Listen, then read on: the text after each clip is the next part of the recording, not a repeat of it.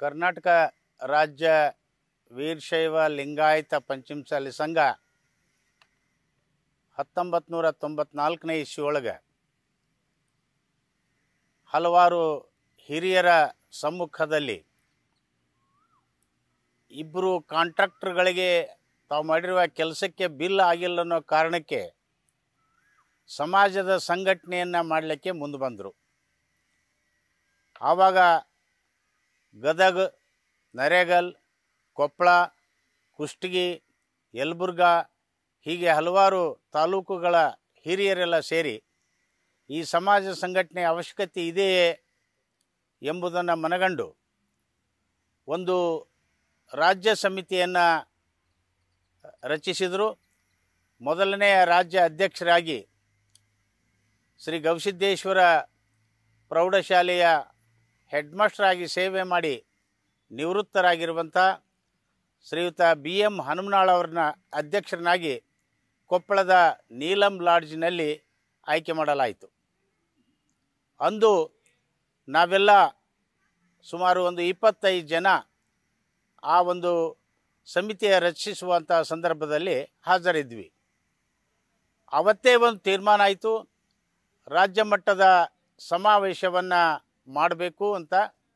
ಆಗ 8/8/1994 ಒಂದು ದೊಡ್ಡ ಸಮಾವೇಶವನ್ನು ಮಾಡಬೇಕಂತ ತೀರ್ಮಾನಿಸಿ ಯಲಬುರ್ಗಾದಲ್ಲಿ ಆ ಕಾರ್ಯಕ್ರಮ ಮಾಡಲು ಏನಪ್ಪಂದರೆ ತೀರ್ಮಾನಿಸಿತು. ನಮ್ಮ ಸಮಾಜದ ಹಲವಾರು ಶಾಸಕರನ್ನ ಭೇಟಿ ಮಾಡಿ ಅವರ ಮೂಲಕವಾಗಿ ಅಂದಿನ ರಾಜ್ಯದ ಮುಖ್ಯಮಂತ್ರಿ ಆಗಿರುವಂಥ ಸನ್ಮಾನ್ಯ ಶ್ರೀ ವೀರಪ್ಪ ಮೊಯ್ಲಿ ಅವ್ರನ್ನ ಉದ್ಘಾಟನೆಗಾಗಿ ಕರಿಬೇಕನ್ನೋದನ್ನು ಕೂಡ ತೀರ್ಮಾನ ಆಯಿತು. ಹಾಗೆಯೇ ನಮ್ಮ ಸಮಾಜದ ವೀರರಾಣಿ ಕಿತ್ತೂರು ಚೆನ್ನಮ್ಮ ಆಕೆಯ ನಮ್ಮ ಸಮುದಾಯದವರು ಅಂತ ಗೊತ್ತಾದ ತಕ್ಷಣ ನಮ್ಮ ಸಮುದಾಯದ ಕೆಲವಾರು ಹಿರಿಯರು ವೀರರಾಣಿ ಕಿತ್ತೂರು ಚೆನ್ನಮ್ಮನ ಜ್ಯೋತಿಯನ್ನು ಕಿತ್ತೂರಿನಿಂದ ಯಲಬುರ್ಗದಲ್ಲಿ ನಡೆಯುವಂಥ 8/8/94 ಸಮಾವೇಶಕ್ಕೆ ಸುಮಾರು 200 ಹಳ್ಳಿಗಳಿಗೆ ಪ್ರವಾಸ ಮಾಡಿ ಆ ಜ್ಯೋತಿಯನ್ನು ತರಬೇಕಂತ ತೀರ್ಮಾನ ಮಾಡಿದರು. ಅದರ ಉಸ್ತುವಾರಿಯನ್ನು ನನಗೆ ಮತ್ತು BG ಕೊಟ್ರೇಶ್, NC ಪಣಿ ಅಂತ ಈ 3 ಜನರಿಗೆ ಉಸ್ತುವಾರಿ ಕೊಟ್ಟರು. ನಾವು ಕಿತ್ತೂರಿನಿಂದ ಯಲಬುರ್ಗಕ್ಕೆ ಸುಮಾರು 15 ದಿನಗಳ ಕಾಲ ಹಲವಾರು ತಾಲೂಕಾ ಕ್ಷೇತ್ರಗಳಿಗೆ ಹಲವಾರು ಹಳ್ಳಿಗಳಿಗೆ ಪ್ರವಾಸ ಮಾಡಿ ಜ್ಯೋತಿಯನ್ನು 15 ದಿನಗಳ ಕಾಲ ಸಂಚರಿಸಿದಾಗ ಕೊನೆಗೆ ಯಲಬುರ್ಗಾ ತಲುಪಲಿಕ್ಕೆ 8ನೇ ತಾರೀಕಿನ ದಿವಸ ಬಂದಾಗ ಆ ಒಂದು ಸಂದರ್ಭದಲ್ಲಿ ಬಂದು ನೋಡ್ತೇವೆ ಸುಮಾರು 3 ಲಕ್ಷ ಜನ ಕರ್ನಾಟಕ, ಆಂಧ್ರ ಪ್ರದೇಶ, ಮಹಾರಾಷ್ಟ್ರದಿಂದನೂ ಕೂಡ ಪಂಚಮಸಾಲಿ ಸಮುದಾಯದ ಮೊಟ್ಟ ಮೊದಲನೆಯ ಸಮಾವೇಶಕ್ಕೆ ಸೇರಿದ್ದು ಒಂದು ಐತಿಹಾಸಿಕ. ಈ ಒಂದು ಸಮಾವೇಶದಿಂದ ಪ್ರೇರಣೆಯಾಗಿ ಅವತ್ತೇ ನಮ್ಮ ಸಮುದಾಯದ ಪ್ರಥಮ ಮತ್ತು ಸಂಸ್ಥಾಪಕ ಅಧ್ಯಕ್ಷರಾದ ಸನ್ಮಾನ್ಯ BM ಹನುಮನಾಳ್ ಅವರ ನೇತೃತ್ವದಲ್ಲಿ ಹಲವಾರು ಜನ ಹಿರಿಯರು ಸೇರಿಕೊಂಡು ಅಂದೇ ಪಂಚಮಸಾಲಿ ಸಮುದಾಯವನ್ನು ಕರ್ನಾಟಕದಲ್ಲಿ 2Aಕ್ಕೆ ಸೇರಿಸಬೇಕನ್ನೋ ಮನವಿ ಪತ್ರವನ್ನು 8/8/1994 ಸನ್ಮಾನ್ಯ ಶ್ರೀ ವೀರಪ್ಪ ಮೊಯ್ಲಿ ಅವರಿಗೆ ಕೊಟ್ಟಿದ್ದು. ಅಂದಿನಿಂದನೂ ಕೂಡ ಇಂದಿನವರೆಗೆ ನಮ್ಮ 2A ಬೇಡಿಕೆ ಹಾಗೇ ಏನಪ್ಪ ಅಂದರೆ ಉಳಿದಿದೆ. ಈ ಸಮಾವೇಶದ ನಂತರ ನಾವು ಬೇರೆ ಬೇರೆ ತಾಲೂಕುಗಳಿಗೆ ರಚಿಸಲಿಕ್ಕೆ ಹೋದಾಗ, ಸಂಘಟನಾತ್ಮಕವಾದ ಸಭೆಗಳನ್ನು ಮಾಡಲಿಕ್ಕೆ ಹೋದಾಗ ತಾಲೂಕು ಅಧ್ಯಕ್ಷರಾಗಲಿಕ್ಕೆ ಒಲ್ಲೆ ಅಂತಿದ್ರು, ಜಿಲ್ಲಾ ಅಧ್ಯಕ್ಷರಾಗಲಿಕ್ಕೆ ಒಲ್ಲೆ ಅಂತಿದ್ರು. ಕೆಲವರು ನಾಯಕರು, ರಾಜಕೀಯ ಪ್ರಮುಖರು ಈ ಒಂದು ಸಮಾಜದ ಸಂಘಟನೆ ಸನೇಕನೇ ಬರ್ತಿದ್ದಿಲ್ಲ.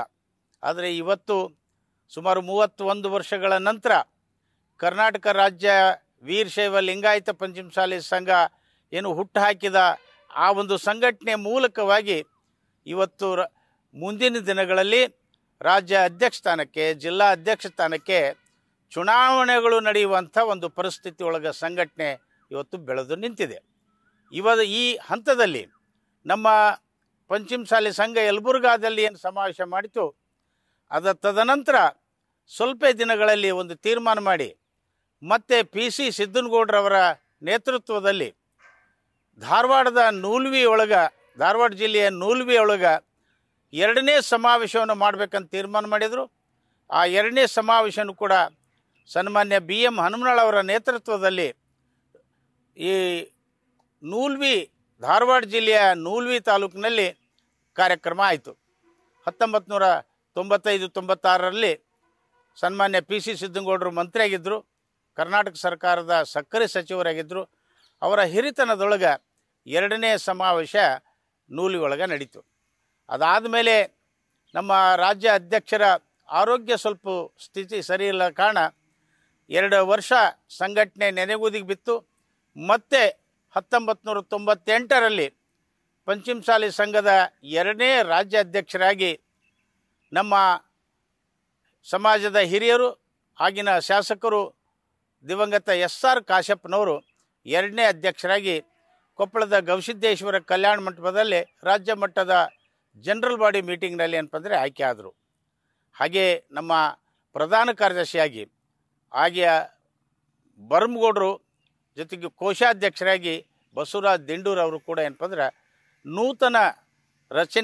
ನೂತನ ಬಾಡಿ ರಚನೆಯಾಗಿ ಅಂದಿನಿಂದ ಪಂಚಮಸಾಲಿ ಸಂಘ ಒಂದು ಉತ್ತಮವಾದ ರೀತಿಯಲ್ಲಿ ಸಂಘಟನೆ ಸಾಗ್ತಾ ಇತ್ತು. ಆಗ ನಮ್ಮ ಸಂಘಟನೆ ಅಧ್ಯಕ್ಷರಾಗಿರುವಂಥ SR ಕಾಶ್ಯಪ್ಪನವರು ನಮ್ಮ ರಾಜ್ಯ ಸರ್ಕಾರದೊಳಗೆ ಸಣ್ಣ ಕೈಗಾರಿಕಾ ಸಚಿವರಾಗಿದ್ದರು. ಆಕಸ್ಮಿಕವಾಗಿ ಆಗಿನ ಮುಖ್ಯಮಂತ್ರಿಗಳು ಇವರನ್ನ ಮಂತ್ರಿಮಂಡಲದಿಂದ ತೆಗೆದಾಗ ನಮ್ಮ ಸಮಾಜದ ಅಧ್ಯಕ್ಷರೂ ಆಗಿರುವಂಥ SR ಕಾಶ್ಯಪ್ಪನವ್ರನ್ನ ಮಂತ್ರಿಮಂಡಲದಿಂದ ಯಾಕೆ ತೆಗೆದಿರಿ ಅಂತ ಹಲವಾರು ಜಿಲ್ಲೆಗಳಲ್ಲಿ ಸಂಘಟನಾತ್ಮಕವಾದ ಹೋರಾಟಗಳು ಏನಪ್ಪಂದರೆ ನಡೆದವು. ಆ ಮೂಲಕವಾಗಿ ಮತ್ತಷ್ಟು ಪಂಚಮಸಾಲಿ ಸಂಘ ಜಾಗೃತವಾಗಲು ಕಾರಣವಾಯಿತು. ಅದಾದ ಮೇಲೆ ನಮ್ಮ ಕಾಶ್ಯಪ್ಪನವರು ಆಕಸ್ಮಿಕವಾಗಿ 2003ರಲ್ಲಿ ಆಕ್ಸಿಡೆಂಟ್ ಮೂಲಕ ಏನಪ್ಪಂದರೆ ಅವರು ನಿಧನರಾದರು. 3ನೇ ರಾಜ್ಯ ಅಧ್ಯಕ್ಷರಾಗಿ ಬಾವಿ ಬೆಟ್ಟಪ್ಪನವರು ಏನಪ್ಪಂದರೆ ಆಯ್ಕೆ ಆದರು. ಬಾವಿ ಬೆಟ್ಟಪ್ಪನವರು ರಾಜ್ಯ ಅಧ್ಯಕ್ಷರಾಗಿ, ಬಸವರಾಜ್ ದಿಂಡೂರು ರಾಜ್ಯ ಪ್ರಧಾನ ಕಾರ್ಯದರ್ಶಿಗಳಾಗಿ ಆಯ್ಕೆಯಾಗುವುದರ ಮೂಲಕ ಇವರಿಬ್ಬರು ಈ ಸಂಘಟನಾತ್ಮಕವಾಗಿ ಕರ್ನಾಟಕ ರಾಜ್ಯದ ಉತ್ತರ ಕರ್ನಾಟಕ ಭಾಗದಲ್ಲಿರುವಂಥ ಈ ಸಂಘಟನೆ ಮಧ್ಯ ಕರ್ನಾಟಕ ದಾವಣಗೆರೆ, ಚಿತ್ರದುರ್ಗ, ಶಿವಮೊಗ್ಗ, ಕಾರವಾರ ಮತ್ತು ಹಾವೇರಿ ಜಿಲ್ಲೆಗಳಿಗೆ ಅತ್ಯಂತ ವೇಗವಾಗಿ ಸಂಘಟನೆ ಹೋಗಲಿಕ್ಕೆ ಇವ್ರ ಕಾಲದಲ್ಲಿ ಏನಪ್ಪಂದ್ರೆ ಆಗಿದ್ದು. ಇವರು ಕೂಡ ದೊಡ್ಡ ಸಮಾವೇಶಗಳನ್ನು ಬಸವರಾಜ್ ದಿಂಡೂರು ಮತ್ತು ಬಾವಿ ಬೆಟ್ಟಪ್ಪನವ್ರ ನೇತೃತ್ವದಲ್ಲಿ ನಾವು ಹಲವಿದ್ದುಂಟು. ಅದು ಬಿಜಾಪುರ ಇರ್ಬೋದು, ಕೊಪ್ಪಳ ಇರ್ಬೋದು, ಗದಗ ಇರ್ಬೋದು, ನರಗುಂದ ಇರ್ಬೋದು, ಜಮಖಂಡಿ ಇರ್ಬೋದು, ಹಾಗೆ ವಿವಿಧ ರೀತಿಯಲ್ಲಿ ದೊಡ್ಡ ದೊಡ್ಡ ರೀತಿಯ ಸಮಾವೇಶಗಳನ್ನು ಮಾಡೋದ್ರ ಜೊತೆಗೆ 1998ರಿಂದ ನಮ್ಮ ಬಸವರಾಜ್ ದಿಂಡೂರವರು ಮತ್ತು ನಾನು ನಮ್ಮ ಗೆಳೆಯ ಶರಣಬಸತ್ಯವರು ಸೇರಿಕೊಂಡು ಕರ್ನಾಟಕ ರಾಜ್ಯದೊಳಗೆ ಸುಮಾರು 500 ಸ್ವಾಭಿಮಾನ ವ್ಯಕ್ತಿತ್ವ ವಿಕಸನ ತರಬೇತಿ ಶಿಬಿರಗಳನ್ನು ಆಯೋಜನೆ ಮಾಡಿದೆವು. ನಮ್ಮ ವಿದ್ಯಾರ್ಥಿಗಳಿಗೆ, ಯುವಕರಿಗೆ ತಮ್ಮ ಬದುಕನ್ನು ಕಟ್ಟಿಕೊಳ್ಳಕ್ಕೆ, ಅವರ ಬದುಕು ಹಸನಾಗಲಿಕ್ಕೆ, ಉತ್ತಮವಾದ ಮಾತುಗಾರರಾಗಲಿಕ್ಕೆ, ಉತ್ತಮವಾದ ರೀತಿಯಲ್ಲಿ ಉದ್ಯೋಗ ಪಡೀಲಿಕ್ಕೆ, IAS ಮತ್ತು KAS ಅಂತ ಪರೀಕ್ಷೆಗಳಿಗೆ ಪ್ರೇರಣೆ ಕೊಡುವಂಥ ತರಬೇತಿ ಶಿಬಿರಗಳನ್ನು ಮಾಡುವಾಗ ಅಲ್ಲೊಂದು ಪ್ರಶ್ನೆ ಬಂತು ನಮಗೆ. ನಮ್ಮ ಕೊಟ್ಟೂರಿನ ಚಿರ್ಬಿ ಬಸವೇಶ್ವರ ದೇವಸ್ಥಾನದಲ್ಲಿ ಒಂದು ಹುಡುಗಿ ಪ್ರಶ್ನೆ ಕೇಳಿದ್ದು ಏನು ಅಂದರೆ, ನೀವು ನಮಗೆ ಇಷ್ಟೆಲ್ಲ ಸಂಘಟನೆ ಮಾಡ್ತಾ ಇದ್ದೀರಿ, ನಮ್ಮ ಸಮುದಾಯದಲ್ಲಿ ನಾನು 96% ಏನಪ್ಪಂದರೆ ಸೈನ್ಸ್ನಲ್ಲಿ ಪಡ್ಕೊಂಡಿದ್ದೇನೆ, ಆದರೆ ನನಗೆ ಪುಕ್ಕಟೆಯಾಗಿ MBBS ಸಿಗ್ತಾ ಇಲ್ಲ. ಆದರೆ ಇನ್ನೊಂದು ಸಮುದಾಯದ 85% ಪಡೆದಿರುವಂಥ ಮಗಳು ಇವತ್ತು MBBS ಸೀಟ್ ತೆಗೆದೋಳ ಅಂತ ಅಂದ ಹೊತ್ತಿನಲ್ಲಿ ನಮಗೆ ಆವಾಗ ಒಂದೊಂದು ಹಂತದಲ್ಲಿ ಒಂದೊಂದು ಐಡಿಯಾಜಿಗಳು ಬಂದವು. ಆಗ ಕೆಟಗರಿಯನ್ನು ತೆಗೆದುಕೊಂಡಿವಿ. ಕರ್ನಾಟಕ ರಾಜ್ಯದ ಗೆಜೆಟನ್ನು ತೆಗೆದುಕೊಂಡಾಗ ಆ ಗೆಜೆಟ್ನಲ್ಲಿ 894 ಜಾತಿ ಪಟ್ಟಿಗಳು ಮಾತ್ರ ಇದ್ದವು. ಆ 894 ಜಾತಿ ಪಟ್ಟಿಯಲ್ಲಿ ಪಂಚಮಸಾಲಿ ಸಮುದಾಯದ ಹೆಸರೇ ಇದ್ದಿಲ್ಲ. ಆಗ ನಾವೆಲ್ಲ ಮನಗಂಡು ನಮ್ಮ ಬಾವಿ ಬೆಟ್ಟಪ್ಪನವರು, ಬಸವರಾಜ್ ದಿಂಡೂರು ಅವರ ನೇತೃತ್ವದಲ್ಲಿ ಸುಮಾರು 239 ಜನರನ್ನು ದೆಹಲಿಗೆ ಆಗಿನ ಪ್ರಧಾನಮಂತ್ರಿಗಳಾಗಿರುವಂಥ ನಮ್ಮ ಸನ್ಮಾನ್ಯ ಅಟಲ್ ಬಿಹಾರಿ ವಾಜಪೇಯಿ ಅವರಿಗೆ ನಮ್ಮ ಸಮುದಾಯಕ್ಕೆ ನಮ್ಮ ಸಮುದಾಯದ ಜನರು MBBS ಮಾಡಬೇಕು, ಇಂಜಿನಿಯರಿಂಗ್ ಮಾಡಬೇಕು, IAS ಮಾಡಬೇಕು, KS ಮಾಡಬೇಕು ಅನ್ನೋ ಕಾರಣಕ್ಕಾಗಿ ಮನವಿ ಪತ್ರವನ್ನು ಕೊಡಲಿಕ್ಕೆ ಅವರವರ ಹಣಕಾಸಿನೊಳಗೆ, ದುಡ್ಡಿನೊಳಗೆ, ಸಂಘದಲ್ಲ, ಎಲ್ಲರೂ ಸ್ವಯಂ ಖರ್ಚಿನಿಂದ 239 ಜನ ಹಾಗೆ ದೆಹಲಿಗೆ ಬಂದರು. ಆಗ ನಾವು ಪ್ರಧಾನಮಂತ್ರಿ ಅವರಿಗೆ ಮನವಿ ಪತ್ರ ಕೊಟ್ಟಾಗ ಲಾಲ್ ಕೃಷ್ಣ ಅದ್ವಾನಿಯವರು ಮತ್ತು ಸಮಾಜ ಕಲ್ಯಾಣ ಸಚಿವರು ನಮಗೆ ಒಂದು ಮಾಹಿತಿಯನ್ನು ಕೊಟ್ಟರು. ನೀವು ಕರ್ನಾಟಕದಲ್ಲಿ ಯಾವ ಕೆಟಗರಿ ಒಳಗಿದ್ದೀರಿ ಅಂತ. ನಾವು ಅವಾಗ ಹಿಂದೂ ಲಿಂಗಾಯತ್ ಅಂತ ಬರೆಸ್ತಿದ್ವಿ. ಆ ಹಿಂದೂ ಲಿಂಗಾಯತ್ ಅಂತ ಬರೆಸುವಂಥ ಸಂದರ್ಭದಲ್ಲಿ ಪಂಚಮಸಾಲಿ ಸಮುದಾಯ ಗಂಡು ಹೆಣ್ಣು ತೆಗೆದುಕೊಳ್ಳೋಕ್ಕೆ ಮಾತ್ರ ಸೀಮಿತವಾಗಿರುವಂಥ ಕಾಲ. ಹಾಗೆ ನಮ್ಗೆ ಗೊತ್ತಾಯಿತು ಈ ಸಮುದಾಯ ಈ ಒಂದು ಕೆಟಗರಿಯಿಂದ ಬಿಟ್ಟು ಹೋಗಿದೆ ಅಂತ. ಆಗ ಲಾಲ್ ಕೃಷ್ಣ ಅದ್ವಾನಿ ಅವರು ಹೇಳ್ತಾರೆ, ಮೊದಲು ಕರ್ನಾಟಕದಲ್ಲಿ ನಿಮ್ಮ ಸಮುದಾಯ ಹಿಂದುಳಿದ ವರ್ಗದಲ್ಲಿ ಸೇರಿಸಿಕೊಂಡು ಬನ್ನಿ, ನಂತರ ನಾವು OBC ಏನಪ್ಪ ಅಂದರೆ ಪ್ರಯತ್ನ ಮಾಡ್ತೀವಿ ಅಂತ. ಆಗ ಸನ್ಮಾನ್ಯ ಅಟಲ್ ಬಿಹಾರಿ ವಾಜಪೇಯಿ ಅವರು ಕೂಡ ನಮಗೆ ಉತ್ತಮವಾದ ಒಂದು ಮಾತನ್ನು ಹೇಳಿ ಕಳಿಸಿದರು. ನಿಮ್ಮ ಸಮುದಾಯದ ವೀರರಾಣಿ ಕಿತ್ತೂರು ಚೆನ್ನಮ್ಮನ ಪುತ್ಥಳಿಯನ್ನು ಲೋಕಸಭಾ ಆವರಣದಲ್ಲಿ ಖಂಡಿತವಾಗಲೂ ನಿರ್ಮಾಣ ಮಾಡ್ತೀವಿ ಅನ್ನೋ ಭರವಸೆಯನ್ನು ಕೊಟ್ಟರು. ಆ ಭರವಸೆಯನ್ನು ಇಬ್ಬರೂ ನಾಯಕರು, ಲಾಲ್ ಕೃಷ್ಣ ಅದ್ವಾನಿಯವರು ಮತ್ತು ಅಟಲ್ ಬಿಹಾರಿ ವಾಜಪೇಯಿ ಅವರು 2009ರಲ್ಲಿ ಆ ಪುತ್ಥಳಿ ನಿರ್ಮಾಣ ಆಗುವಂಗೆ ನೋಡಿಕೊಂಡ್ರು. ಅವರಿಗೆ ಸಂಘ ತುಂಬ ಕೃತಜ್ಞತೆಯಿಂದ ಅಭಿನಂದನೆಯನ್ನು ಸಲ್ಲಿಸ್ತದೆ. ಹಾಗೆಯೇ ನಮ್ಮ ಸಮುದಾಯ ಏನು ಜಾತಿ ಪಟ್ಟಿಯಲ್ಲಿ ಬಿಟ್ಟು ಹೋಗಿತ್ತು, ಆ ಜಾತಿ ಪಟ್ಟಿಯಲ್ಲಿ ಬಿಟ್ಟು ಹೋಗಿರುವಂಥ ಸಮುದಾಯಕ್ಕೆ ನಮಗೆ ನಮ್ಮ ಒಂದು ಆಗಿನ ಮುಖ್ಯಮಂತ್ರಿ ಆಗಿರುವಂಥ ಶ್ರೀಯುತ BS ಯಡಿಯೂರಪ್ಪನವರ ಮಾರ್ಗದರ್ಶನದೊಳಗೆ ಸನ್ಮಾನ್ಯ ಶ್ರೀ ಮುರುಗೇಶ್ ನಿರಾಣಿ ಅವರು, CM ಉದಾಸಿ ಅವರು, ಇನ್ನು 4 ಜನ ಸಮಿತಿಯನ್ನು ಮಾಡಿ ಆ ಉಪಸಮಿತಿಯ ಒಂದು ಆದೇಶದ ಮೇರೆಗೆ ಕ್ಯಾಬಿನೆಟ್ನಲ್ಲಿ 2009ರಲ್ಲಿ ಪಾಸ್ ಮಾಡಿ ಪಂಚಮಸಾಲಿ ಅನ್ನೋ ಬರೆಸ್ಕೊಳ್ಳೋಕ್ಕೆ 3Bದಲ್ಲೇ ಬಂದರೂ ಸಹಿತ ನಮಗೆ ಜಾತಿ ಅವತ್ತಿನ ದಿವಸ ಸಿಕ್ತು. ತುಂಬ ಖುಷಿಯಿಂದ ನಾವೆಲ್ಲ ಸ್ವಾಗತ ಮಾಡಿ ಅಂದಿನಿಂದ ಇಂದಿನವರೆಗೂ ಕೂಡ ಈ ಸಮುದಾಯದ ಹೆಸರನ್ನು ಬರೆಸ್ಕೊಳ್ಳೋಕ್ಕೆ ಅವಕಾಶ ಮಾಡಿಕೊಟ್ಟಿರುವಂಥ ಯಡಿಯೂರಪ್ಪನವರಿಗೆ, ಮುರುಗೇಶ್ ನಿರಾಣಿ ಅವರಿಗೆ, CM ಉದಾಸಿ ಅವರಿಗೆ ಮತ್ತು ಇನ್ನಿತರ 2 ಸದಸ್ಯರುಗಳಿಗೆ ಅಭಿನಂದನಾಪೂರ್ವಕವಾಗಿ ನಾವು ಬೆಳಗಾವಿದ ಗಾಂಧಿ ಭವನದಲ್ಲಿ ಒಂದು ದೊಡ್ಡ ಕಾರ್ಯಕ್ರಮವನ್ನು ಮಾಡಿ ಆ 5 ಜನರಿಗೆ ಸನ್ಮಾನ ಮಾಡುವಂಥ ಮತ್ತು ಅವರಿಗೆ ಗೌರವಪೂರ್ವಕವಾಗಿ ಅಭಿನಂದನೆ ಹೇಳುವಂಥ ಕಾರ್ಯಕ್ರಮನ ಹಮ್ಮಿಕೊಂಡು ಆವತ್ತಿನಿಂದ ಇವತ್ತಿನವರೆಗೂ ಕರ್ನಾಟಕ ರಾಜ್ಯದಲ್ಲಿ ನಮ್ಮ ಸಮುದಾಯ ಪಂಚಮಸಾಲಿ ಅಂತ ಬರೆಸಿಕೊಳ್ಳೋಕ್ಕೆ ಅವಕಾಶ ಸಿಕ್ಕಿದೆ. ಹೀಗಾಗಿ ಹಂತದಲ್ಲಿ ಈ ಸಮುದಾಯದ ಬೆಳವಣಿಗೆ ಮತ್ತು ಸಂಘಟನೆಯ ಒಂದು ಬೆಳವಣಿಗೆಯಲ್ಲಿ 2005ರಲ್ಲಿ ಬೆಳಗಾವಿಯಲ್ಲಿ ಒಂದು ಸಭೆ ನಡೆಯುವಂಥ ಸಂದರ್ಭದಲ್ಲಿ ಆಗಿನ ನಮ್ಮ MPಗಳಾಗಿರುವಂಥ ಸನ್ಮಾನ್ಯ ಶ್ರೀ SP ಸಿದ್ನಾಳ್ ಅವರು ನಮ್ಮ ಸಮುದಾಯಕ್ಕೆ ಒಬ್ಬರು ಜಗದ್ಗುರುಗಳನ್ನು ಮಾಡಬೇಕಂತ ಪ್ರಸ್ತಾಪ ಮಾಡಿದರು. 2005ರಲ್ಲಿ ಬೆಳಗಾವಿದ ಒಂದು ಸಮಾರಂಭದಲ್ಲಿ ಈ ಪ್ರಸ್ತಾಪ ಬಂದಾಗ ನಾವೆಲ್ಲರೂ ಮಾಡಬೇಕು ಬಿಡಬೇಕು, ಧಾರ್ಮಿಕವಾಗಿ ನಾವು ಕೈ ಹಾಕೋದ್ರಿಂದ ಎಷ್ಟು ಗೆಲ್ಬೋದು ಸೋಲ್ಬೋದು ಅನ್ನೋದನ್ನು ಆಲೋಚನೆ ಮಾಡಲಿಕ್ಕೆ ಸುಮಾರು 3 ವರ್ಷಗಳ ಕಾಲ ತೆಗೆದುಕೊಂಡ್ವಿ. ಪ್ರತಿ ಹಂತದಲ್ಲಿ ಈ ವಿಷಯಕ್ಕೆ ಚರ್ಚೆ ಇಡುವಂಥ ಒಂದು ಪ್ರಸಂಗ ಬಂತು. ಎಲ್ಲ ಜಿಲ್ಲೆಗಳಲ್ಲಿ, ಎಲ್ಲ ತಾಲೂಕುಗಳಲ್ಲಿ ಪಂಚಮಸಾಲಿ ಸಮುದಾಯಕ್ಕೆ ಸ್ವತಂತ್ರವಾದ ಧರ್ಮ ಗುರುಗಳನ್ನು ರಚಿಸುವಂಥ ಅಗತ್ಯ ಇದೆಯೇ ಎಂಬ ಸಬ್ಜೆಕ್ಟನ್ನು ಇಟ್ಕೊಂಡು ಸುಮಾರು 3 ವರ್ಷಗಳ ಕಾಲ ಚರ್ಚೆ ಮಾಡಿದಾಗ ಕೊನೆ ಹಂತಕ್ಕೆ ನಾವು ಬಂದ್ವಿ. 2008ರ ಜನವರಿ ತಿಂಗಳ ಪಂಚಮಸಾಲಿ ಸಮುದಾಯಕ್ಕೆ ಖಂಡಿತವಾಗಲೂ ಜಗದ್ಗುರುಗಳ ಅಗತ್ಯ ಇದೆ ಅಂತ ತಿಳ್ಕೊಂಡು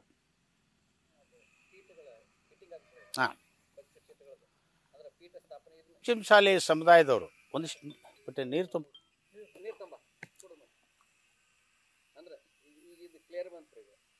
5ರಲ್ಲಿ ಬೆಳಗಾವಿದ ಒಂದು ಪಂಚಮಸಾಲಿ ಕಾರ್ಯಕ್ರಮದಲ್ಲಿ ಪಂಚಮಸಾಲಿ ಸಮುದಾಯಗಳಿಗೆ ಒಂದು ಧರ್ಮಗುರುಗಳು ಜಗದ್ಗುರು ಪೀಠ ಅವಶ್ಯಕತೆ ಇದೆ ಅನ್ನೋ ಒಂದು ಪ್ರಸ್ತಾಪ ಬಂತು. ಆಗ ಈ ಪಂಚಮಸಾಲಿ ಸಮುದಾಯಕ್ಕೆ ಪೀಠ ಮಾಡಬೇಕು ಬೇಡವೋ ಅನ್ನೋದರ ಬಗ್ಗೆ ಕರ್ನಾಟಕದ ಸುಮಾರು 16 ಜಿಲ್ಲೆಗಳಲ್ಲಿ 100 ತಾಲೂಕುಗಳಲ್ಲಿ ನಮ್ಮ ಸಮಾಜದ ಎಲ್ಲರ ಮಧ್ಯದೊಳಗೆ ಚರ್ಚೆಗೆ ಇಟ್ಟಾಗ ಈ ಪಂಚಮಸಾಲಿ ಪೀಠವನ್ನು ಮಾಡಬೇಕು ಅನ್ನುವಂಥ ಹಂತಕ್ಕೆ ಬಂದಾಗ ನಮ್ಮ ಧರ್ಮಗುರುಗಳು ಈಗಿನ ಪಂಚಪೀಠಾಧೀಶ್ವರರು ನಮ್ಮ ಜೊತೆಗೆ ಚರ್ಚೆಗೆ ಪ್ರಾರಂಭ ಮಾಡಿದರು. ಸನ್ಮಾನ್ಯ ಶ್ರೀ ಬಿ ಸಿ ಉಮಾಪತಿ, ಬಾವಿ ಬೆಟ್ಟಪ್ಪನವರು ಮತ್ತು ಬಸವರಾಜ್ ದಿಂಡೂರವರು, ಆಗ ದಿವಂಗತ ಗುಳಿಗಿ ನಾಗರಾಜ್ ಅವರು ಮತ್ತು ನಾನು 5 ಜನ ಸೇರಿಕೊಂಡು ಪಂಚಪೀಠಾಧೀಶ್ವರರನ್ನು ಅವರು ನಮಗೆ ಆಹ್ವಾನ ಮಾಡಿದ್ದರು. ನೀವು ಪೀಠ ಮಾಡಬೇಡಿ, ನೀವು ನಮಗೆ ಭಕ್ತರು, ನೀವು ಬಿಟ್ಟು ಹೋದರೆ ನಮಗೆ ಪ್ರಥಮ ಭಕ್ತರು ಇಲ್ದಂಗೆ ಆಗುತ್ತೆ, ನಮಗೆ ಉಳಿದ ಲಿಂಗಾಯತರು ನಮ್ಮ ಭಕ್ತರಲ್ಲ, ನೀವೇ ನಮ್ಮ ಭಕ್ತರು ಅಂತ ಹೇಳಿದರು. ಚರ್ಚೆಗೆ ಹೋದಾಗ ರಾಯಚೂರಿನ ಒಂದು ವೀರಶೈವ ಒಂದು ಧರ್ಮಸಭೆಯೊಳಗೆ ಹೋದಾಗ ಬೆಳಗ್ಗೆ 12 ಗಂಟೆಯಿಂದ ಸಂಜೆ 6 ಗಂಟೆವರೆಗೂ ಕೂಡ ಪಂಚಮಸಾಲಿ ಮತ್ತು 5 ಜನ ಪಂಚಪೀಠಾಧೀಶ್ವರು ಅವರ ಜೊತೆಗೆ ಸುಮಾರು 14 ಜನ ಶಿವಾಚಾರ್ಯರು ಆ ಸಭೆಯೊಳಗೆ ಇದ್ದರು. ನಾನು, ಬೆಟ್ಟಪ್ಪ, ಗುಳಿಗಿ ನಾಗರಾಜ್ ಅವರು 3 ಜನ ಆ ಚರ್ಚೆಯಲ್ಲಿ ಪಾಲ್ಗೊಂಡಿದ್ದೆವು. ನಾನೊಂದು 65 ಪ್ರಶ್ನೆಗಳನ್ನು ಮಾಡಿಕೊಂಡೋಗಿದ್ದೆ.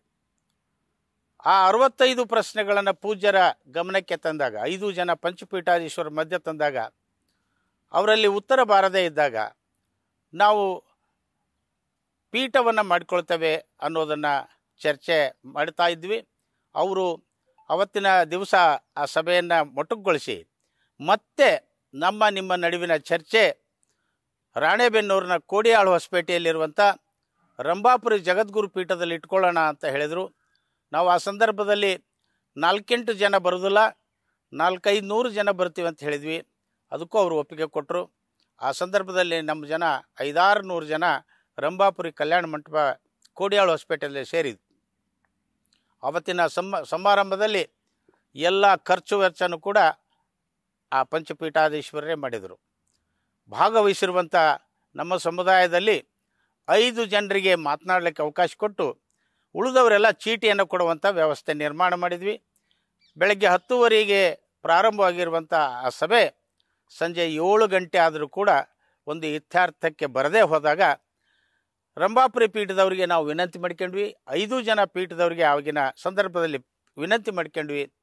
ಪಂಚಮಸಾಲಿ ಸಮುದಾಯಕ್ಕೆ ಈಗಿರುವಂಥ ಪಂಚಪೀಠಗಳಲ್ಲಿ 2 ಪೀಠಗಳನ್ನು ಬಿಟ್ಕೊಡಿ, ನಾವು ಹೊಸದಾಗಿ ಯಾರನ್ನೂ ಪೀಠಾಧೀಶರನ್ನಾಗಿ ಮಾಡೋದಿಲ್ಲ, ನಮ್ಮ ಸಮುದಾಯಕ್ಕೆ 2 ಪೀಠ ಬಿಟ್ಕೊಡಿ ಅಂದ್ವಿ.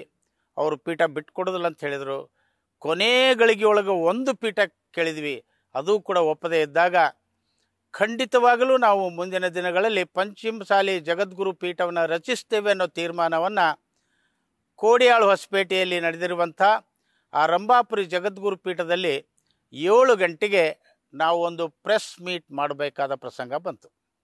ಅಂದು ತೀರ್ಮಾನ ತೆಗೆದುಕೊಂಡು ಕೊನೆಗೆ ನಮ್ಮ ಹರಪನಹಳ್ಳಿಯೊಳಗೆ ಒಂದು ಜನರಲ್ ಬಾಡಿ ಸಭೆಯನ್ನು ಕರೆದು ಅಂದಿನ ದಿವಸ ನಾವು ಈ ಒಂದು ಜಗದ್ಗುರು ಪೀಠವನ್ನು, ಜಗದ್ಗುರು ವ್ಯಕ್ತಿಗಳನ್ನು ಅನೌನ್ಸ್ ಮಾಡಬೇಕು, ಅದಕ್ಕೊಂದು ಕಮಿಟಿ ಫಾರ್ಮೇಷನ್ ಮಾಡಬೇಕು ಅಂತ ತೀರ್ಮಾನ ಮಾಡಿ ಸುಮಾರು 15 ಜನರನ್ನು ಸ್ವಾಮೀಜಿಗಳನ್ನು ಹುಡುಕುವಂಥ ಮತ್ತು ಜಗದ್ಗುರುಗಳಿಗೆ ಅರ್ಹತೆಗಳನ್ನು ತಿಳ್ಕೊಳ್ಬೇಕನ್ನೋ ಕಾರಣಕ್ಕಾಗಿ ಪ್ರಬಣ್ಣ ಹುಣಸಿಕಟ್ಟಿ ಅಂತ ಗದಗಿನವರು, ಆಗ ಅವರು ಗದಗ ಜಿಲ್ಲಾ ಪಂಚಮಸಾಲಿ ಸಂಘದ ಅಧ್ಯಕ್ಷರಾಗಿದ್ದರು, ಅವರ ಅಧ್ಯಕ್ಷತೆಯೊಳಗೆ ನಾವೆಲ್ಲರೂ ಒಂದು 15 ಜನ ಒಂದು ಕಮಿಟಿ ಮಾಡಿ ಕರ್ನಾಟಕದ ಸುಮಾರು 6-7 ಜಿಲ್ಲೆಗಳಿಗೆ ಪ್ರವಾಸ ಮಾಡಿ ಪಂಚಮಸಾಲಿ ಸಮುದಾಯದಲ್ಲಿ ಜನ್ಮ ತಾಳಿರುವಂಥ ಮತ್ತು ನಮ್ಮ ಭಾರತೀಯ ಸಂಸ್ಕೃತಿ ಆಧಾರದ ಮೇಲೆ ಈಗಿರುವಂಥ ಬಸವ ಪರಂಪರೆ ಆಗಿರ್ಬೋದು,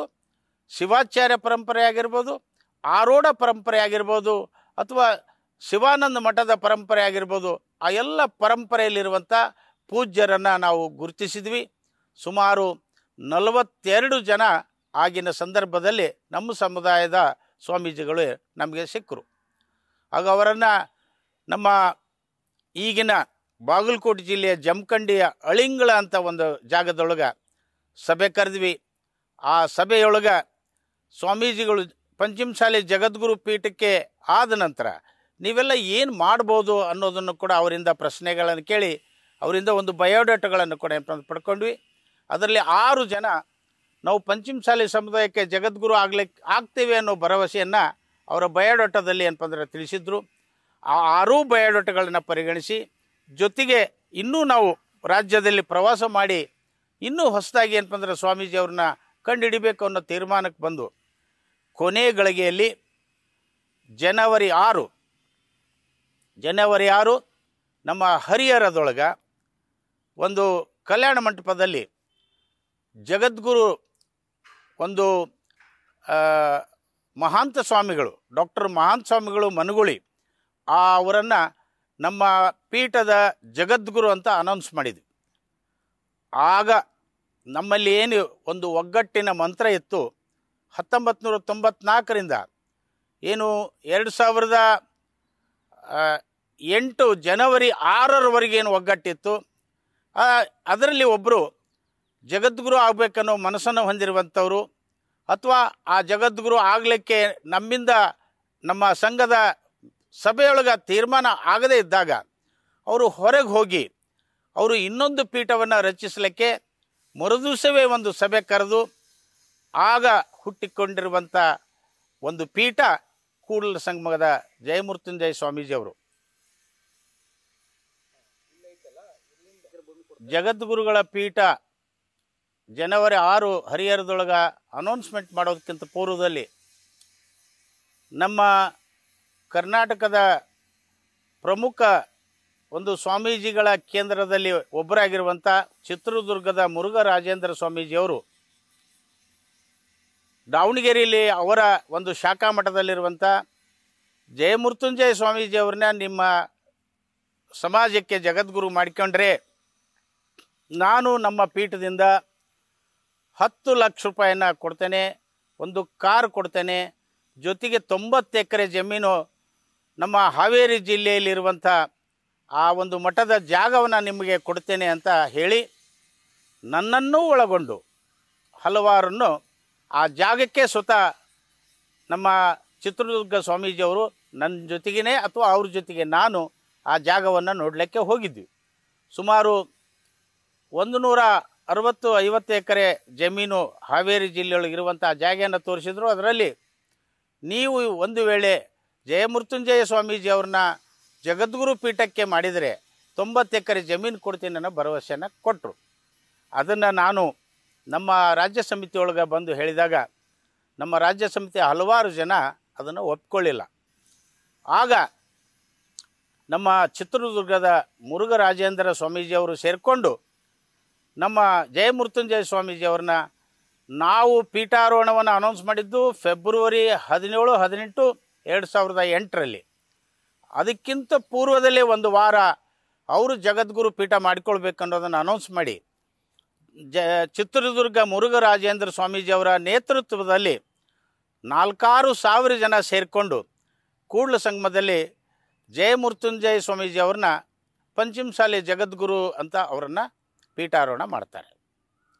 ಇದಕ್ಕೆಲ್ಲ ಮೂಲ ಕಾರಣ ಚಿತ್ರದುರ್ಗದ ಮುರುಘರಾಜೇಂದ್ರ ಸ್ವಾಮೀಜಿಯವರೇ ಕಾರಣ.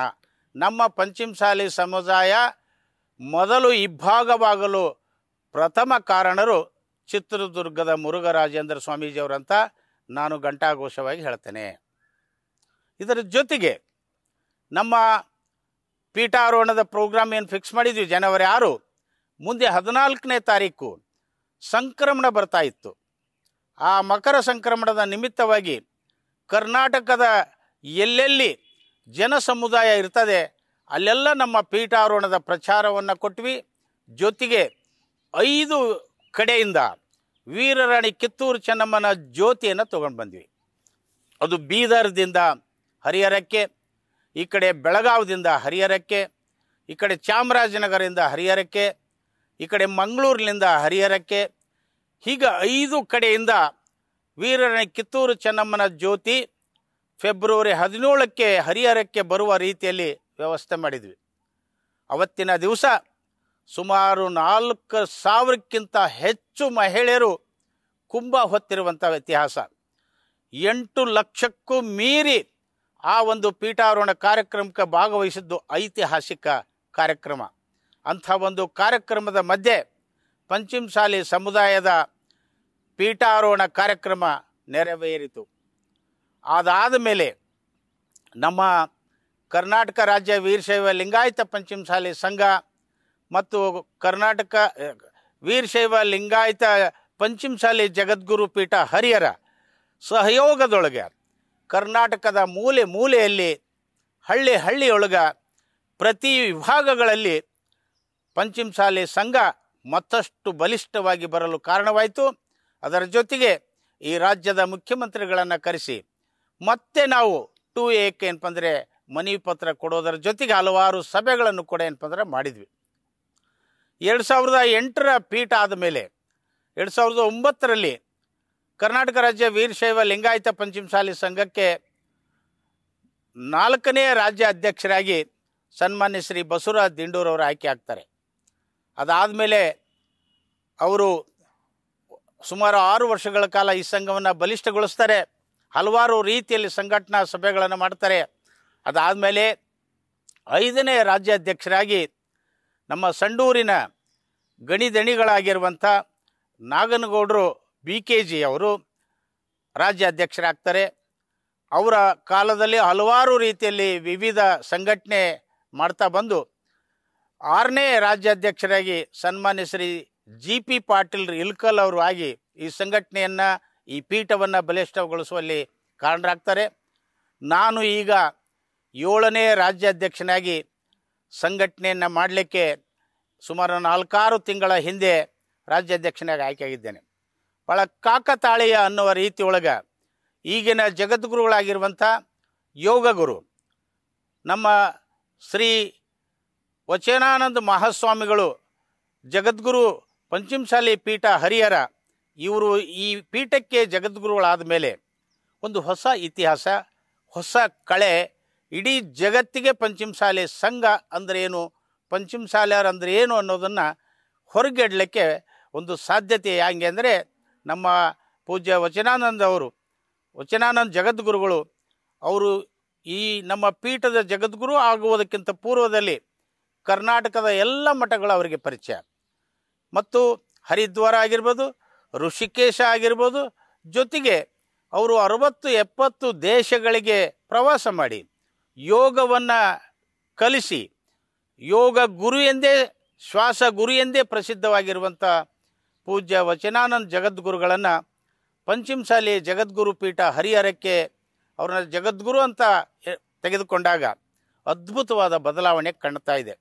ಇವತ್ತು ನಮ್ಮ ಮಠದಲ್ಲಿ 9 ಎಕರೆ 25 ಗುಂಟೆ ಹರಿಹರದೊಳಗೆ ಸಾವಿರಾರು ಆಯುರ್ವೇದಿಕ್ ಗಿಡಗಳನ್ನು ಪೂಜ್ಯ ವಚನಾನಂದ ಸ್ವಾಮೀಜಿಯವರು ಏನಪ್ಪ ಅಂದರೆ ನೆಟ್ಟಿದ್ದಾರೆ. ಅವು ಸುಮಾರು 4-6 ವರ್ಷದ ಗಿಡಗಳಾಗಿ ಇವತ್ತು ಬೆಳೆದಿದ್ದಾವೆ. ಫಲನೂ ಕೂಡ ಏನಪ್ಪ ಅಂದರೆ ಕೊಡ್ತಾ ಇದೆ. ಅದರ ಜೊತೆಗೆ ನಮ್ಮ ಮಹಾನ್ ಸ್ವಾಮಿಗಳ ಗದ್ದಿಗೆ ಇದೆ, ಹರ ದೇವಸ್ಥಾನ ಇದೆ, ದಾಸೋಗ ಭವನ ಇದೆ, ಗುರುಭವನ ಇದೆ. ಈಗ ಹೊಸದಾಗಿ ನಿರ್ಮಾಣವಾಗುತ್ತಿರುವಂಥ ನಮ್ಮ ಭಕ್ತರಿಗೆ ಏನು ಹರಿಹರ ಮಠಕ್ಕೆ ಬರ್ತಾರೆ, ಇನ್ನಿತರ ಕೆಲಸಗಳಿಗೆ ಬಂದಾಗ ನಮ್ಮ ಭಕ್ತರಿಗೆ ಇಳ್ಕೊಳ್ಳುವಂಥ ಒಂದು ವ್ಯವಸ್ಥೆಗೆ ಬೃಹತ್ ಪ್ರಮಾಣದ ಕಟ್ಟಡವೂ ಕೂಡ ಏನಪ್ಪ ಅಂದರೆ ಇನ್ನು ಕೆಲವು ದಿನಗಳಲ್ಲಿ ಉದ್ಘಾಟನೆಗೊಳ್ಳಲಿದೆ. ಈ ಒಂದು ಪರಿಸರಕ್ಕೆ ಕರ್ನಾಟಕ ರಾಜ್ಯದ ಕೇವಲ ಪಂಚಮಸಾಲಿ ಸಮುದಾಯ ಅಲ್ಲ, ಇವತ್ತು ನೂರಾರು ವರ್ಷಗಳಿಂದ ಇರುವಂಥ ಮಠಗಳು ಹೇಗೆ ಬೆಳೆದಿದ್ದವೋ ನಮ್ಮದು ಅಷ್ಟು ವರ್ಷದ ಪೀಠ ಅಲ್ಲ. ಕೇವಲ ಕೆಲವು ವರ್ಷಗಳಲ್ಲಿ ನೂರಾರು ವರ್ಷಗಳಲ್ಲಿ ಬೆಳೆದಿರುವಂಥ ಮಠಕ್ಕೆ ಸಮನಾಗಿ ಇವತ್ತು ಹರಿಹರ ಪಂಚಮಸಾಲಿ ಜಗದ್ಗುರು ಪೀಠ ಬೆಳೀತಾ ಇದೆ. ನೀವು ಒಂದು ಸಲ ಈ ಪೀಠದ ಕಡೆ ಬಂದು ಈ ಪೀಠವನ್ನು ನೋಡುವುದರಿಂದ, ಈ ಪೀಠವನ್ನು ಬೆಳೆಸುವುದರಿಂದ ಇಲ್ಲಿ ದಾಸೋಗ ಪರಂಪರೆ, ವಿದ್ಯಾರ್ಥಿಗಳ ಭವನ, ಜೊತೆಗೆ ಉತ್ತಮವಾದ ಯೋಗವನ್ನು ಎಲ್ಲರಿಗೂ ಆರೋಗ್ಯಪೂರ್ಣವಾದ ಬದುಕನ್ನು ಕಟ್ಕೊಳ್ಳೋಕ್ಕೆ ಯೋಗ ಕಲಿಸುವಂಥ ನಮ್ಮ ಯೋಗ ಗುರುಗಳಿದ್ದಾರೆ.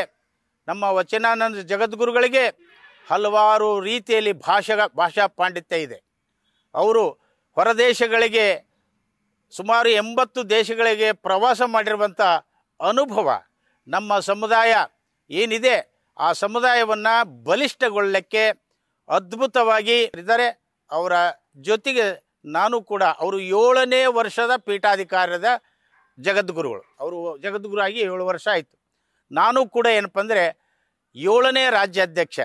ಈ ಕಾಕತಾಳಿ ಅನ್ನೋ ಶಬ್ದ 7 ಅನ್ನೋದು ಏನಿದೆಯಲ್ಲ, ಇನ್ಮೇಲೆ ಪಂಚಮಸಾಲರು ಎದ್ದೇಳಿ ಗುರಿ ಮುಟ್ಟುವರಿಗೆ ನಿಲ್ಲದಿರಿ ಅನ್ನೋ ಸ್ವಾಮಿ ವಿವೇಕಾನಂದನ ತತ್ವದಂತೆ ಪರಮಪೂಜ್ಯ ವಚನಾನಂದ ಸ್ವಾಮೀಜಿಯವರು ರಾಜ್ಯ ಅಧ್ಯಕ್ಷನಾಗಿ ನಾನು ಕೂಡ ಇಡೀ ಪಂಚಮಸಾಲಿ ಸಮುದಾಯಕ್ಕೆ ಎದ್ದೇಳಿ ಪಂಚಮಸಾಲಿ ಸಮುದಾಯ ಗುರಿ ಮುಟ್ಟವರೆಗೂ ನಿಲ್ಲದಿರಿ, ಎಲ್ಲ ಬಡ ಮಕ್ಕಳನ್ನು ಒಂದು ಉನ್ನತವಾದ ಶಿಕ್ಷಣವನ್ನು ಕೊಡಿಸೋದರ ಮೂಲಕ, ಸರ್ಕಾರದ ಸವಲತ್ತುಗಳ ಪಡೆಯುವುದರ ಮೂಲಕ ವೈಯಕ್ತಿಕವಾಗಿ ಆರ್ಥಿಕ ಬಲಿಷ್ಠತೆಯನ್ನು ಸಾಮಾಜಿಕವಾಗಿ ಸಾಂಸ್ಕೃತಿಕವಾಗಿ ನಮ್ಮ ಸಮುದಾಯವನ್ನು ಬೆಳೆಸೋಣ ಅನ್ನೋ ಮಾತನ್ನು ಹೇಳಿ, ಈ ಪಂಚಮಸಾಲಿ ಸಮುದಾಯ ನಾನು ರಾಜ್ಯಾಧ್ಯಕ್ಷನಾದ ಮೇಲೆ ಪ್ರತಿ ತಿಂಗಳ ಪೂಜ್ಯ ಜಗದ್ಗುರುಗಳ ದಿವ್ಯ ಸಾನ್ನಿಧ್ಯದಲ್ಲಿ ಪ್ರತಿ ತಿಂಗಳ 3 ಜಿಲ್ಲೆಯಲ್ಲಿ ಸಂಘಟನಾ ಸಭೆಯನ್ನು ಮಾಡ್ತಾ ಇದ್ದೀವಿ. ಈಗ ಹೋದ ತಿಂಗಳ ಕೊಪ್ಪಳದಲ್ಲಿ ಮಾಡಿದ್ದೇವೆ. ಈ ತಿಂಗಳ ನಮ್ಮದು ವಿಜಯನಗರ ಜಿಲ್ಲಾ ಕೊಟ್ಟೂರಿನಲ್ಲಿ ಆಗಿದೆ.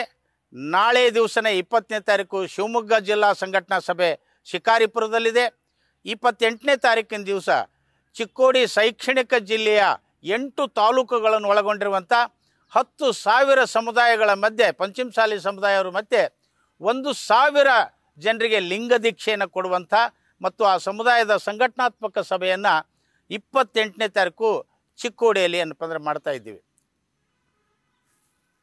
17-18 2008 ಪಂಚಮಸಾಲಿ ಸಮುದಾಯಕ್ಕೆ ಧಾರ್ಮಿಕವಾದ ಸ್ವಾತಂತ್ರ್ಯ ಸಿಗ್ತದೆ. ಧಾರ್ಮಿಕವಾಗಿ ಸ್ವಾತಂತ್ರ್ಯವನ್ನು ಪಡೆದುಕೊಂಡ ಆ ಗಳಿಗೆ ಇದೆಯಲ್ಲ, ಹರಿಹರದೊಳಗೆ ಸುಮಾರು 4.5 ಗಂಟೆಗಳ ಕಾಲ ಒಂದು ರೈಲು ನಿಲ್ಲುತ್ತದೆ ಅಂದರೆ ಎಷ್ಟು ಪ್ರಮಾಣದಲ್ಲಿ ಜನ ಸೇರಿರಬೇಕು ಅನ್ನೋ ಊಹೆಯನ್ನು ಕೂಡ ನೀವು ಮಾಡ್ಬೋದು. ಆ ಪ್ರಮಾಣದಲ್ಲಿ ಇಲ್ಲಿವರೆಗೂ ಸ್ವಯಂ ಪ್ರೇರಿತವಾಗಿ ನಿಂತಿರುವಂಥ ರೈಲು ನಮ್ಮ ದೇಶದಲ್ಲೇ ಇಲ್ಲ. ಹರಿಹರದಲ್ಲಿ ಮಾತ್ರ ಪಂಚಮಸಾಲಿ ಸಮಾರಂಭ ಏನು ಪಂಚಪೀಠಾಧೀಶ್ವರ ಜಗದ್ಗುರು ಪೀಠದ ಆ ಕಾರ್ಯಕ್ರಮಕ್ಕೆ ದೊಡ್ಡ ಸಂಖ್ಯೆಯಲ್ಲಿ ನಮ್ಮ ಜನ ಬಂದಿದ್ದರು. ಅದಾದಮೇಲೆ ಪಂಚಮಸಾಲಿ ಹೆಸರು ಜಾತಿ ಪಟ್ಟಿಯಲ್ಲಿ ಇರಲಾರ್ದ ಸಂದರ್ಭದಲ್ಲಿ ಮಾನ್ಯ ಮುಖ್ಯಮಂತ್ರಿ ಯಡಿಯೂರಪ್ಪವ್ರನ್ನ ಇದೇ ಜಾಗಕ್ಕೆ ಒಂದು ಕಾರ್ಯಕ್ರಮಕ್ಕೆ ಆಹ್ವಾನ ಕೊಟ್ಟಿದ್ವಿ. ಅವರು ಈ ಜಾಗವನ್ನು ನೋಡಿದ ತಕ್ಷಣ ನಾನು ನಿಮ್ಮ ಪೀಠಕ್ಕೆ ಸರ್ಕಾರದ ಅನುದಾನ ಕೊಡ್ತೀನಿ ಅಂತ ಹೇಳಿದರು. ನಮ್ಮ ಆಗಿನ ಮಹಾನ್ ಸ್ವಾಮಿಗಳು ಜಗದ್ಗುರು ಮಹಾನ್ ಸ್ವಾಮಿಗಳು ಹೇಳಿದರು, ನಮ್ಮ ಪೀಠಕ್ಕೆ ನಿಮ್ಮ ಅನುದಾನ ಬೇಡ, ನಮ್ಮ ಸಮುದಾಯಕ್ಕೆ ಜಾತಿಯನ್ನು ಕೊಡಿ ಅಂತ ಅವರು ಅವಾಗ ಕೇಳಿದರು. ಆ ಸಂದರ್ಭದಲ್ಲಿ ಒಪ್ಕೊಂಡು ಹೋಗಿರುವಂಥ ಯಡಿಯೂರಪ್ಪನವರು 2009ರಲ್ಲಿ ಒಂದು ಸಮಿತಿಯನ್ನು ರಚನೆ ಮಾಡ್ತಾರೆ. ಆ ಸಮಿತಿಯೊಳಗೆ CM ಉದಾಸಿ ಅವರು, ಮುರುಗೇಶ್ ನಿರಾಣಿಯವರು, ಸಿ ನಾರಾಯಣ ಸ್ವಾಮಿ ಅವರು ಏನಪ್ಪ ಅಂದರೆ ಆ ಸಮಿತಿಯೊಳಗಿರ್ತಾರೆ.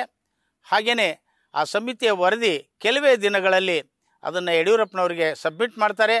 ಆಗ ಪಂಚಮಸಾಲಿ ಅನ್ನೋ ಹೆಸರನ್ನು 2009ರಲ್ಲಿ ಕರ್ನಾಟಕ ಸರ್ಕಾರ ಕೊಡ್ತದೆ. ಅದಾದಮೇಲೆ 2013ರಲ್ಲಿ ಡಾಕ್ಟರ್ ಮಹಾನ್ ಸ್ವಾಮಿಗಳು ಅಂದರೆ ಅವರು ಪೂಜಾನಿಷ್ಠರು, ಅತ್ಯಂತ ಕರ್ತವ್ಯನಿಷ್ಠರು, ಜೊತೆಗೆ ನಮ್ಮ ಇಡೀ ಸಮುದಾಯದಲ್ಲಿ ಅತಿ ಹೆಚ್ಚು ವಯಸ್ಸಾದ ವ್ಯಕ್ತಿ ಮತ್ತು ಬಹಳಷ್ಟು ಪೂಜಾನಿಷ್ಠತೆಯಿಂದ ಕೇದಾರದಲ್ಲಿ ಅವರು 1962ರಲ್ಲಿ ಸಂಸ್ಕೃತದಲ್ಲಿ PhDಯನ್ನು ಪಡೆದಿರುವಂಥ ಡಾಕ್ಟರ್ ಮಹಾನ್ ಸ್ವಾಮಿಗಳು 2013ರಲ್ಲಿ ಲಿಂಗೈಕ್ಯರಾಗ್ತಾರೆ. ಆ ಒಂದು ಅವರ ಒಂದು ತಪೋನಿಷ್ಠೆ, ಅವರ ಒಂದು ಪೂಜಾ ನಿಷ್ಠೆಗೆ ನಮ್ಮ ಪೀಠದಲ್ಲಿ ಅವ್ರದ್ದು ಒಂದು ಗದ್ದಿಗೆನೇ ಏನಪ್ಪ ಅಂದರೆ ಕಟ್ಟಿಸಿದೆ. ಇವತ್ತು ನಮ್ಮ ಸಮುದಾಯಕ್ಕೆ ಅವರು ದೇವರಾಗಿ ಏನಪ್ಪ ಅಂದರೆ ಕಾಣ್ತಾ ಇದ್ದಾರೆ. 2013ರಿಂದ 2018ರವರೆಗೆ ಈ ಪೀಠದಲ್ಲಿ ಸ್ವಾಮೀಜಿಗಳು ಇರಲಾರ್ದಂಥದ್ದು ಕಂಡು 2018ಕ್ಕೆ ಮತ್ತೆ ಜಗದ್ಗುರುವನ್ನು ಮಾಡಬೇಕು ಅನ್ನೋ ತೀರ್ಮಾನ ಮಾಡಿ ಪರಮ ಪೂಜ್ಯ ಯೋಗ ಗುರು ವಚನಾನಂದ ಸ್ವಾಮೀಜಿ ಅವ್ರನ್ನ ಜಗದ್ಗುರುಗಳನ್ನಾಗಿ ಏನಪ್ಪ ಅಂದರೆ 2018ರಲ್ಲಿ ಏನಪ್ಪ ಅಂದರೆ ನೇಮಕ ಮಾಡ್ತಾರೆ. ಆಗಿನ ಸಂದರ್ಭದಲ್ಲಿ ಸುಮಾರು 5-6 ವರ್ಷ ನೆನೆಗುದಿಗೆ ಬಿದ್ದಿರುವಂಥ ಈ ಪೀಠವನ್ನು ಪುನಶ್ಚೇತನಗೊಳಿಸಲಿಕ್ಕೆ ಪರಮ ಪೂಜ್ಯ ಜಗದ್ಗುರು ವಚನಾನಂದ ಸ್ವಾಮೀಜಿಯವರು ಈ ಒಂದು ಜಾಗದಲ್ಲಿ ಸಾವಿರಾರು ಆಯುರ್ವೇದಿಕ್ ಗಿಡಗಳನ್ನು ನೆಟ್ಟಿದ್ದಾರೆ. ಇದರ ಪರಿಸರವನ್ನೇ ಬದಲಾಯಿಸಿದ್ದಾರೆ. ಈ ಒಂದು 9 ಎಕರೆ 25 ಗುಂಟೆಗೆ ದೊಡ್ಡ ಪ್ರಮಾಣದಲ್ಲಿ ಕಾಂಪೌಂಡ್ ಆಗಿದೆ. ಇಲ್ಲಿ ಸಾವಿರಾರು ಜನ ಬಂದು ಇಳ್ಕೊಳ್ಳೋಕ್ಕೆ ಒಂದು ವ್ಯವಸ್ಥೆ ಆಗಿದೆ. ವಿದ್ಯಾರ್ಥಿಗಳಿಗೆ ಇಳ್ಕೊಳ್ಳೋ ವ್ಯವಸ್ಥೆ ಆಗಿದೆ. ಒಳ್ಳೆಯ ಕುಡಿಯುವ ನೀರಿನ ವ್ಯವಸ್ಥೆ ಇದೆ. ಒಳ್ಳೆಯ ಪರಿಸರ ಇದೆ. ಈ ಎಲ್ಲ ಪರಿಸರವನ್ನು ಕಣ್ಣಾರೆ ನೋಡಲು ಯಾರು ಇನ್ನೂ ಈ ಪೀಠಕ್ಕೆ ನೋಡಲು ಬಂದಿಲ್ಲ, ದಯವಿಟ್ಟು ರಾಜ್ಯ ಅಧ್ಯಕ್ಷನಾಗಿ ತಮಗೆ ವಿನಂತಿ ಮಾಡಿಕೊಳ್ತೇನೆ. ಪಂಚಮಸಾಲಿ ಜಗದ್ಗುರು ಪೀಠ ಹರಿಹರಕ್ಕೆ ಒಂದು ಸಲ ಬನ್ನಿ. ಇಲ್ಲಿಯ ಒಂದು ವಾತಾವರಣ ಒಂದು ದಿವಸ ವಾಸ್ತವ್ಯ ಮಾಡಿ ಕುಟುಂಬ ಸಮೇತ ಬನ್ನಿ, ಊರಿನ ಜನಸಮೂಹಗಳ ಮಧ್ಯೆ ಬನ್ನಿ. ಈ ಪೀಠವನ್ನು ನೋಡಿ, ಈ ಪೀಠವನ್ನು ಬೆಳೆಸುವಂಥದ್ದು ಕೇವಲ ವಚನಾನಂದ ಸ್ವಾಮೀಜಿಯವರಷ್ಟೇ ಅಲ್ಲ, ತಾವೂ ಕೂಡ ಈ ಪೀಠವನ್ನು ಬೆಳೆಸಬೇಕಾಗಿದೆ. ಮುಂದಿನ ಪೀಳಿಗೆಗೆ ಇದು ಮಾದರಿಯ ಪೀಠವಾಗಬೇಕಾಗಿದೆ. ಹೀಗಾಗಿ ತಮ್ಮಲ್ಲಿ ವಿನಂತಿ ಮಾಡಿಕೊಳ್ತೇನೆ, ತಾವು ತಮ್ಮ ಊರಿನ ಜನಸಮೂಹಗಳ ಮಧ್ಯೆ ಈ ಪೀಠಕ್ಕೆ ಬನ್ನಿ ಅಂತ ಆಹ್ವಾನ ಕೊಡ್ತಾ ಇದ್ದೇನೆ. ನ್ಯೂಸ್ ಫಸ್ಟ್, ನಿರ್ಭೀತಿಯಿಂದ ನಿಮ್ಮ ಪರವಾಗಿ.